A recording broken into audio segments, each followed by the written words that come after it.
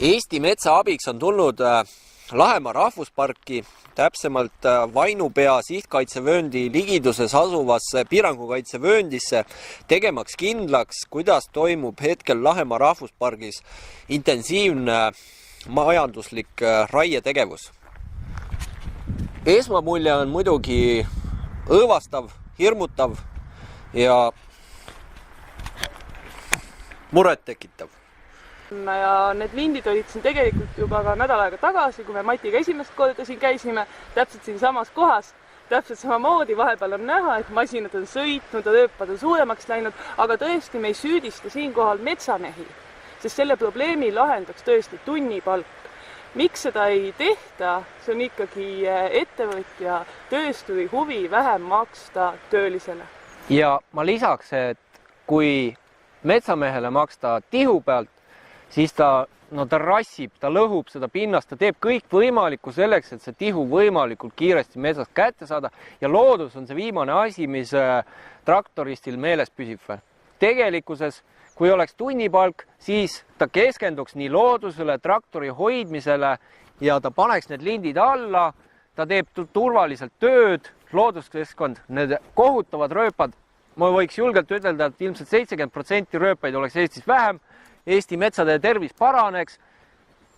Ja meie kavatseme Matiga käia ka tulevikus siin, käia ka teistes kohtades, nii kaitsealadel kui majandusmetsades, riigimetsades, kus raiutakse, et näidata inimestele, mis tegelikult meie metsas toimub võimalikult adekvaatselt ja selgelt, nii et igaüks saaks aru. Kajastame mõlema osapoole argumente, nii palju kui see on meie võimuses, aga hetkel on selge see, et inimahnus ja loodus ei ole tasakaalus.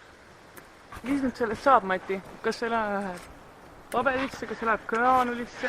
Sellega on nüüd kaks võimalust, et kas ta läheb nüüd graanulitööstusesse ja läheb graanulitööstusest pelletite näol kuskile Inglismaale, Hispaaniasse või jumal teab kuhu. Hispaaniasse võib-olla ei lähe, aga Inglismaale küll. Ja teine võimalus on, et läheb ümarmaterjali näol Soome tselluloositehasesse, mis on iseenesest täiesti okei, sest keegi peab paberitööstust ka üleval hoidma. Ütleme niimoodi, et see on normaalne, et metsast tuleb paberipuud, aga ei ole normaalne sellised kogused. Ja Linda-Mari, kas sa soovid midagi lisada? Me peame kaitseala pealt raha teenima, Mati.